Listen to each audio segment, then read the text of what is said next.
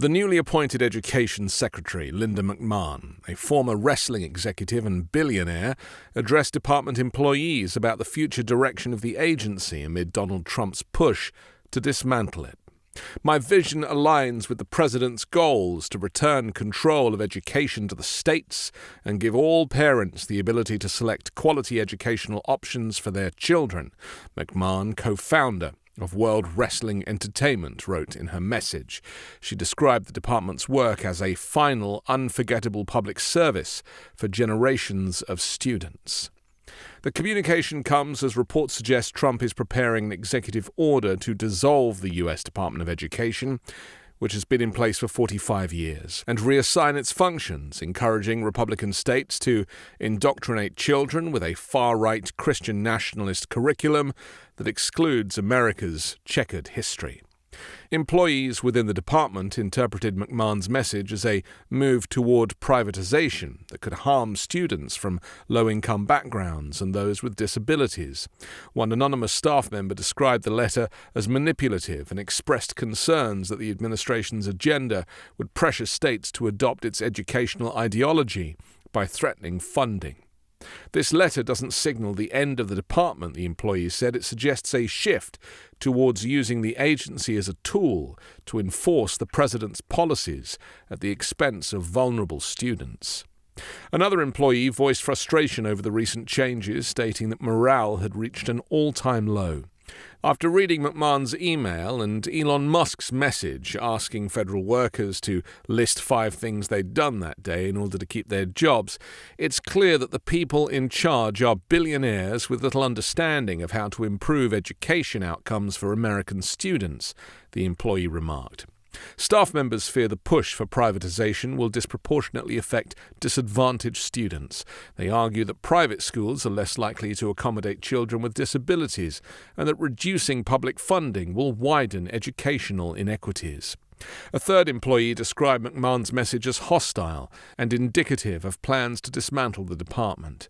McMahon emphasized that future actions would involve Congress and other federal agencies and outlined 3 guiding principles: empowering parents as primary decision-makers, eliminating diversity, equity, and inclusion initiatives in schools, and aligning higher education with workforce demands. The email mentioned the word final 3 times in its closing sentences, one employee pointed out.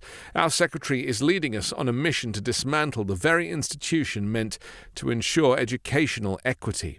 Without federal oversight, local funding disparities will leave many students behind." Donald Trump signed an executive order in January that aims to steer large amounts of federal money away from public schools and towards private school vouchers and other educational alternatives. The executive order sidesteps Congress and directs the Department of Education and the U.S.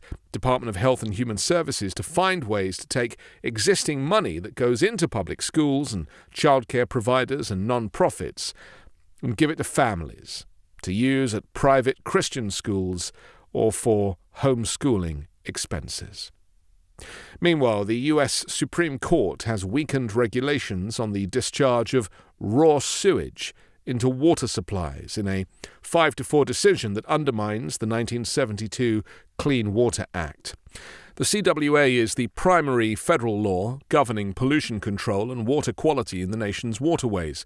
On Tuesday, the court's conservative majority ruled that the Environmental Protection Agency cannot enforce broad, water body-focused pollution discharge limits on Clean Water Act permit holders and must instead establish specific limitations for each permittee.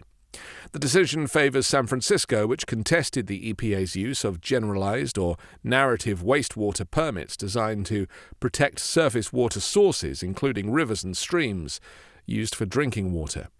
Justice Samuel Alito, writing for the majority, stated that the EPA cannot require permit holders to meet overall water quality standards through what the court termed end-result permits. He argued the agency already possessed adequate tools to gather necessary information from permittees without relying on these broad requirements. Alito was obviously joined by Chief Justice John Roberts and Justice Clarence Thomas, Brett Kavanaugh, and Neil Gorsuch, who concurred with parts of the opinion. The EPA had issued San Francisco a permit to discharge pollutants from its combined sewer system into the Pacific Ocean. This permit included conditions to prevent discharges that would violate water quality standards and contained general prohibitions on actions impacting water quality. These conditions were part of the EPA's broader effort to curb San Francisco's discharge of raw sewage during rainstorms. In a dissenting opinion, Justice Amy Coney Barrett, joined by Justices Sonia Sotomayor, Eleanor Kagan, and Ketanji Brown Jackson, argued that the Clean Water Act clearly authorizes the EPA to impose any stricter limitations needed to meet or implement water quality standards.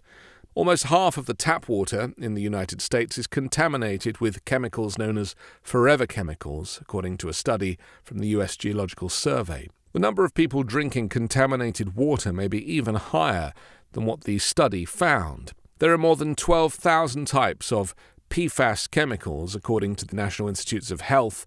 They are a family of ubiquitous synthetic chemicals that linger in the environment and the human body. PFAS exposure is linked to problems such as cancer, obesity, thyroid disease, high cholesterol, decreased fertility, liver damage, and hormone suppression, according to the EPA. And this week, Donald Trump has issued an executive order to increase logging across 280 million acres of national forests and public lands, bypassing regulations meant to protect endangered species. This directive raises concerns that some of the most ecologically valuable forests in the United States could face large-scale deforestation. The order argues that heavy-handed federal policies have increased U.S. reliance on foreign timber imports and calls for reversing these policies to bolster national and economic security. Trump has instructed the U.S. Forest Service and the Bureau of Land Management to raise logging targets and to use unspecified emergency powers to circumvent the Endangered Species Act, which protects the habitats of vulnerable species. This action mirrors Trump's recent efforts to expedite fossil fuel projects through a rarely used committee, even when these projects threaten at-risk species. The executive order also accelerates logging projects under the pretense of reducing wildfire risks by thinning vegetation. However, several scientists argue that extensive logging, especially of mature, fire-resistant trees, can exacerbate wildfire risks by altering the forest microclimate to make conditions hotter and drier. Environmental advocates have condemned the order as a direct attack on protections for approximately 400 species living in national forests, including grizzly bears, spotted owls, and wild salmon. They also caution that increased logging could contaminate water sources relied on by millions of Americans. The future of America's old-growth forests, which play a critical role in absorbing carbon dioxide and mitigating climate change, now hangs in the balance. Under the Biden administration, the U.S. pledged to protect these ancient ecosystems and committed to ending deforestation by 2030. Trump's executive order marks a sharp departure from these environmental commitments. As the climate crisis rages and the world storms past the Paris climate caps that were set to keep the world safe. I'm Anthony Davis. You can find me on the 5 Minute News YouTube channel and podcast, on Wednesdays co-hosting Uncovered, and on Sunday on The Weekend Show with Midas Touch.